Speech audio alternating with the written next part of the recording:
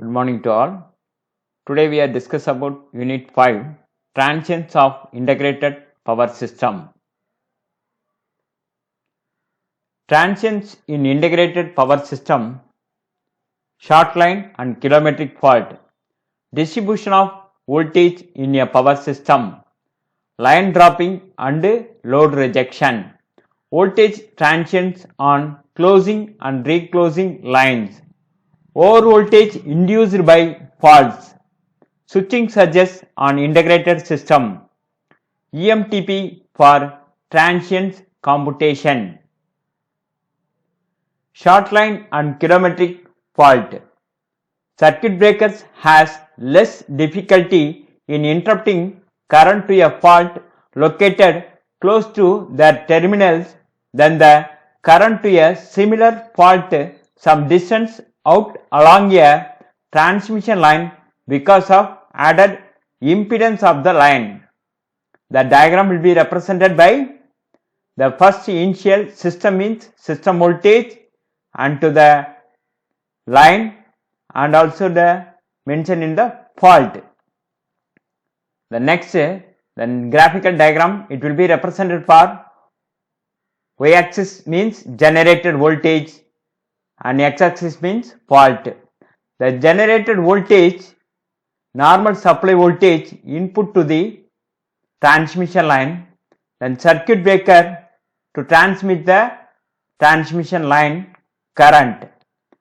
Under the fault condition, it will be fault occurs in the transmission line, the line reactance will be increased and also the system reactance also increased due to the fault condition. The y-axis, it will be represented for voltage at breaker location. In the fault condition, the fault current, the magnitude will be very high. It will be create the line reactance and also the backward frequency of the oscillation in the input side for system reactance. Next, the y-axis, it will be represented for open circuit, then x-axis, it will be represented for short circuit. For initial voltage distribution on line, in normal voltage there is no disturbances.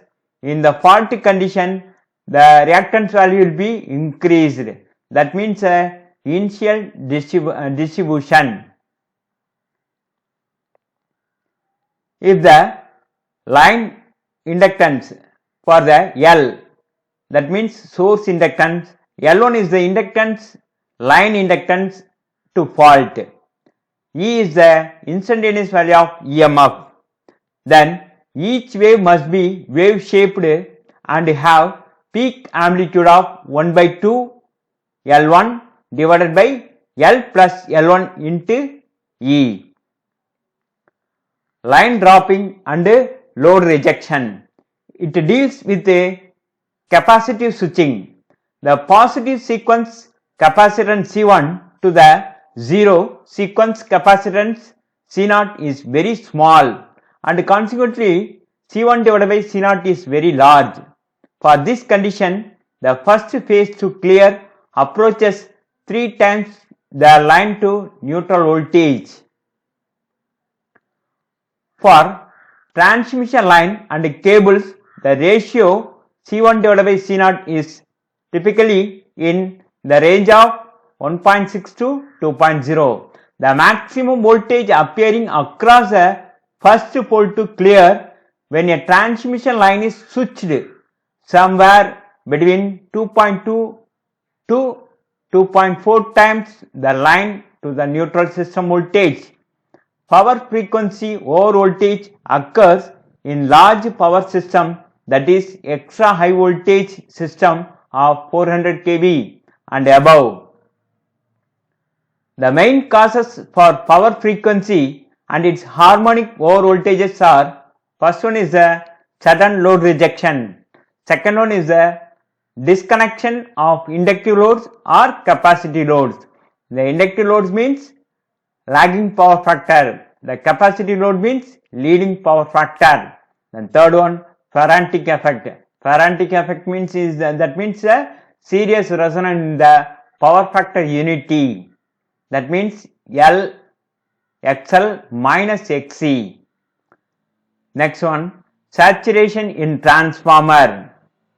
Sudden load rejection will cause an increase in voltage and speeding up of generators and prime movers.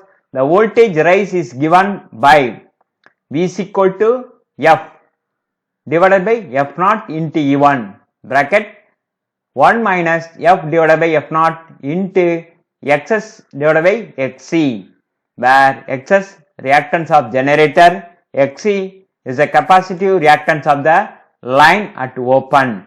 E1 is the voltage generated before overspeeding and load rejection. F instantaneous of increased frequency, F naught normal frequency. The voltage at the sending end is affected by the short circuit megavolt ampere. At the sending end bus and reactive power generator of the line, shunt reactors may be used to reduce the voltage to 1.2, 1.4 per unit. Thank you.